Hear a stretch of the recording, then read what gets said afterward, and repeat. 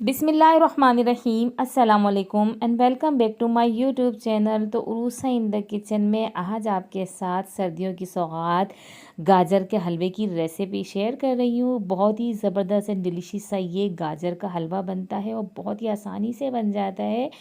तो जिनको बनाना नहीं आता या जिन्होंने अभी तक इसको ट्राई नहीं किया है, कभी नहीं बनाया है, तो जल्दी से वो मेरी रेसिपी को पूरा देखें एंड तक बिना स्किप किए, ताकि बिल्कुल आप भी ऐसा ही गाजर का हलवा घर में बना सकें। क्योंकि जब घर में बनता है तो वो हेल्दी भी होता है, टेस्टी भी होगा। आप बाज़ार से ख़रीदें तो महंगा भी पड़ जाता है।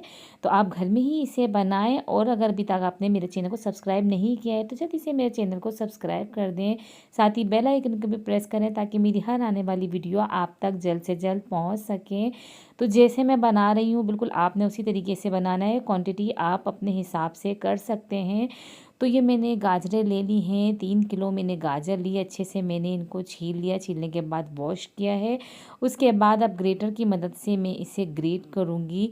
आसानी से हो जाएंगे जल्दी, इतना कोई ज़्यादा टाइम भी नहीं लगता है, पर यह कि अच्छी बन जाती है इस तरीके से करने से। तो देखें मैं इस तरीके से इसको ग्रेट कर रही हूँ और सारी गाजरों को मैंने ग्रेट कर लिया है। और ज़्यादा टाइम नहीं लगा है इसको, लेकिन ये है कि हो गई है। थोड़ा मेहनत लगती है लेकिन उसके बाद फल भी तो अच्छा मिलता है ना। तो ये देखें सारी गाजर हमारी ग्रेट हो गई है। अब मैंने कढ़ाई ली, कढ़ाई के अंदर 1 प्याला भर के मैंने घी लिया है, उसको गरम कर लिया। गरम करने के बाद अब ये गाजर मैंने उसके अंदर डाल दी है। अच्छा, इस तरीके से बनाते हैं तो गाजरों में बहुत अच्छी सी खुशबू आ जाती है। क्योंकि जब गाजर को स्टार्ट में हम भून लेते हैं, फ्राई कर लेते हैं घी के अंदर, तो उसका जो कच्चापन है वो दूर हो जाता है। इसका पानी जो होता है गाजरों का अपना, वो जल्दी ड्राई हो जाता है, जिसकी वजह से ये बहुत ज़्यादा घुटी घुटी नहीं बनती है हलवा, और अच्छा लगता है। ज़रा ज़बरदस्त सा इसके अंदर सौंधी सी खुशबू आ जाती है।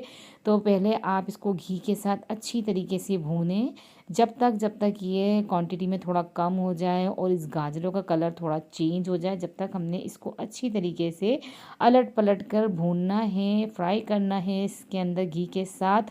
ये आप देख सकते हैं कलर इसका चेंज होना शुरू हो गया है और क्वांटिटी भी इसकी थोड़ी कम हो जाएगी भुनाई के साथ साथ।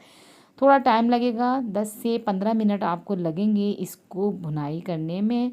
अच्छी तरीके से आपने इसको भूनना है। फ्लेम चूल्हे की मीडियम रखें, लो ना करें आप, मीडियम पे ही इसको अच्छी तरीके से भूनें। ये आप देख सकते हैं क्वांटिटी में ये थोड़ा कम भी हो गया है, गाजरों का कलर भी थोड़ा चेंज हो गया है, इसका अपना पानी जो है काफ़ी हद तक ड्राई हो गया है।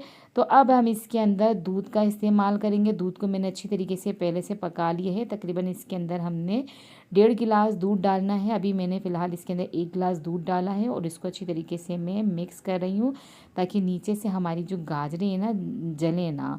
तो ये मैंने इसको मिक्स कर दिया है। मज़ीद अभी इसके अंदर आधा गिलास में और दूध डालूँगी। तो ये मैंने डाल दिया है इसके अंदर दूध, और ये 1.5 गिलास दूध में पक जाएगा, अच्छे से गल भी जाएगी हमारी गाजरें। तो दूध को मैंने पहले से ही पका लिया था और थोड़ा गाढ़ा कर लिया था। उसके बाद मैंने इसके अंदर शामिल किया है, मिक्स किया है इसको। अब हम इसको कवर करके पकने के लिए रख देंगे। तकरीबन 15 से 20 मिनट के लिए इसको हम पकने के लिए रख देंगे, मीडियम टू लो फ्लेम पे। तो अब देखें हमारे जो गाजरें हैं, इन जिनको हमने दूध में पका लिया है, अच्छी तरीके से ये गल चुकी हैं। इसका कलर आप देख सकते हैं कितना खूबसूरत लग रहा है। और बस धुआं बहुत ज़्यादा निकल रहा है इसके अंदर से, क्योंकि बहुत गर्म है। अब इसके अंदर मैंने चीनी डाल दी है। चीनी मैंने इसके अंदर 1.5 कप डाली है। तो आप अपने हिसाब से इसके अंदर डाल सकते हैं। जितना यानी कि घी लिया था जिस प्याले से, उस हिसाब से 1.5 प्याले इसके अंदर मैंने चीनी डाली है। और ये नॉर्मल मीठा है, जो मीठे के ज़्यादा मीठे के शौकीन हैं वो ज़्यादा भी इसमें डाल सकते हैं। और अब इसको हम कवर करके पकाएंगे, ताकि जो चीनी ने अपना पानी छोड़ा, यानी कि चीनी का जो शीरा बना है, उसके बाद जो है ये सारा ड्राई हो जाए। तो ये आप देख सकते हैं अब जो है हमारा पानी, चीनी का जो होता है, शीरा जो होता है, वो ड्राई हो गया है। और अभी थोड़ी सी कसर है, लेकिन ये है कि भुनाई में ये भी कंप्लीट हो जाएगी। अब हम सब्ज़ इलायची का पाउडर ले लेंगे। हमने हाफ़ टेबल स्पून इसके अंदर मैंने डाल दिया है, और इसकी खुशबू बहुत अच्छी लगती है। मीठे की तो ये जान होता है। और ये अच्छा भी लगता है मीठे में। और जैसे ही ये मैंने डाल के इसकी भुनाई शुरू की, एक अलग ही किस्म की खुशबू इसमें आना शुरू हो गई है। जब तक वो अभी भुन रहा है हमारे गाजर, उसको मैं चमचा चलाती जाऊंगी। तो नट्स को मैं हल्का सा फ्राई कर लेती हूँ, काजू बादाम, और मैंने इसके अंदर अखरोट लिया है। अखरोट की गिरी लेके इसको हल्का सा मैंने ऐसे साबुत ही अभी इसको फ्राई कर लूँगी। बाद में इसको अवन दस्ते में हल्का सा इसको कूट लूँगी। आप चाहें तो कटिंग करके भी डाल सकते हैं, पर मैं इसको कूट कर डाल दूँगी ताकि बच्चे है ना इजीली खा लें। साबुत डालते हैं ना हम इसको तो वो बच्चे निकाल देते हैं, खाते नहीं हैं। तो इसको हल्का सा कूट के डालूँगी इसके अंदर। थोड़ा ठंडा करने के बाद ही कूटा है मैंने इसको, ये देख सकते हैं आप। और अब इसको मैं गाजरों में डाल दूँगी। गाजर के हलवे में इसको शामिल करके अच्छी तरीके से इसको हमने मिक्स करना है, क्योंकि हलवे की तो जान होती है। ड्राई फ्रूट, आप ड्राई फ्रूट हलवा या मीठा कोई भी आप बना रहे हो उसके अंदर डालें तो अच्छा लगता है। और अब इसकी अच्छे से भुनाई हो चुकी है, हलवा हमारा तकरीबन रेडी हो गया है। तो अब इसके अंदर हम खोया डाल देंगे, और खोया डालने के बाद अब हम इसको अच्छी तरीके से मिक्स कर देंगे।